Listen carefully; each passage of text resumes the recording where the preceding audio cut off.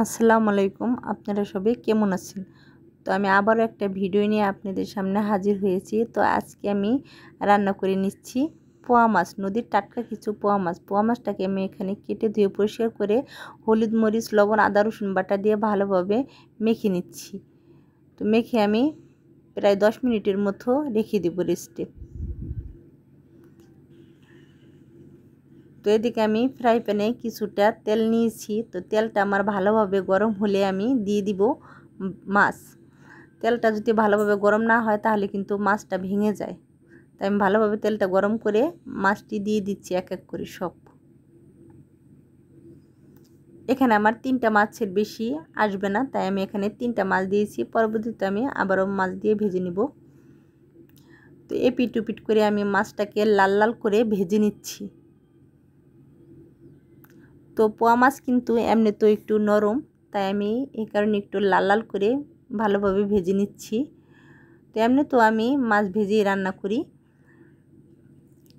তো আপনারা চাইলে এই মাছটা না ভেজেও রান্না করতে পারেন, যে যেরকম করে রান্না করে। তো আমি এপিট ওপিট করে ভালোভাবে মাছটাকে ভেজে নিয়েছি। এখন আমি মাছটাকে তুলে নিচ্ছি।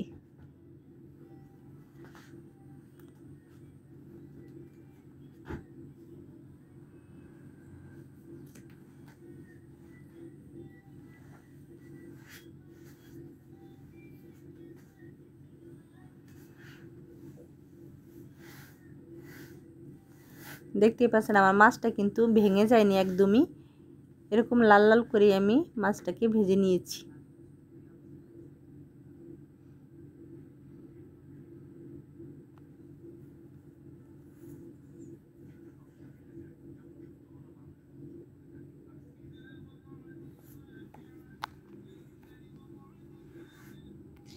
তো একই তেলে দিয়ে দিচ্ছি আমি পেঁয়াজ কুচি। এখানে আমি 4টা পেঁয়াজ কুচি করে নিয়েছি।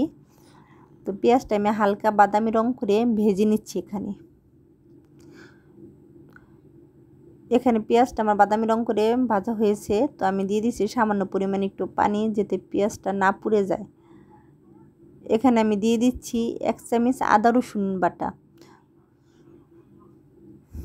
তো আদা রসুন বাটাটা আমি ভালোভাবে কষিয়ে নিচ্ছি, যাতে আদা রসুনের গন্ধটা এখানে না থাকে।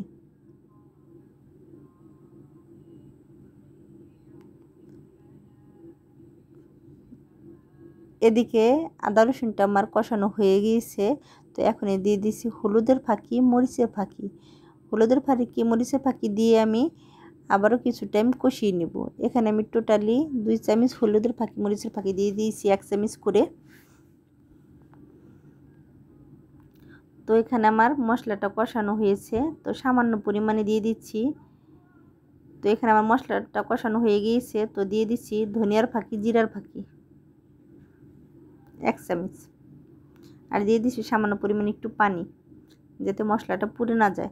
আর দিয়ে দিচ্ছি স্বাদ মতো লবণ। আর এখানে দিয়ে দিচ্ছি 4টা কাঁচামরিচ মাছ থেকে কেটে। এখানে মশলাটা কষানো হয়ে গিয়েছে আমার। ঝোলের জন্য দিয়ে দিচ্ছি আমি পানি এখানে। তো পানির পরিমাণটা এর থেকে বেশি দিব না, যেহেতু মাছটাকে আমি দু পেঁয়াজা করব। তো ঝোলটা ফুটে আসলে দিয়ে দিব আমি মাছ। তো আমার ঝোলটা ফুটে গিয়েছে। তো এখন দিয়ে দিচ্ছি এক এক করে মাছ। মাছটা দিয়ে আমি এপিট ওপিট করে ভালোভাবে ঝোলের ভিতরে দিয়ে দিচ্ছি মাছটাকে। আর এখানে দিয়ে দিচ্ছি বড় সাইজের একটা টমেটো কুচি করে। তো টমেটো দিলে কি হয়, মাছটা খেতে আমার কাছে ভালো লাগে, তাই আমি এখানে টমেটোটা দিয়ে দিয়েছি। তো এখন আমি ঢাকনা দিয়ে ঢেকে রান্নাটা করে নিচ্ছি।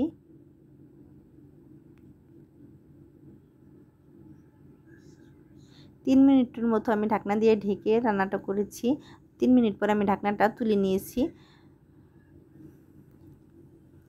এখানে আমি মাছের ভিতরে এখন দিয়ে দিব ধনিয়া পাতা কুচি।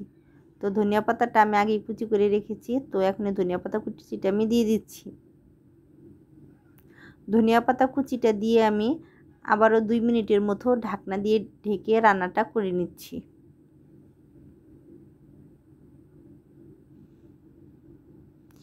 তো 2 মিনিট পরে আমি ঢাকনাটা তুলে নিয়েছি। তো এখানে কিন্তু আমার মাছ রান্নাটা কমপ্লিট হয়ে গিয়েছে। তো দেখতেই পাচ্ছেন মাছটা কতটা লোভনীয় হয়েছে। তো ফাইনালি আমার রান্নাটা কমপ্লিট হয়েছে। আশা করি যদি ভালো লাগে ভিডিওতে একটা লাইক শেয়ার কমেন্ট করে জানাবেন আমাকে। তো পরবর্তী ভিডিও দেখার জন্য আমার পাশেই থাকবেন। ভালো থাকবেন, সুস্থ থাকবেন। আল্লাহ হাফেজ।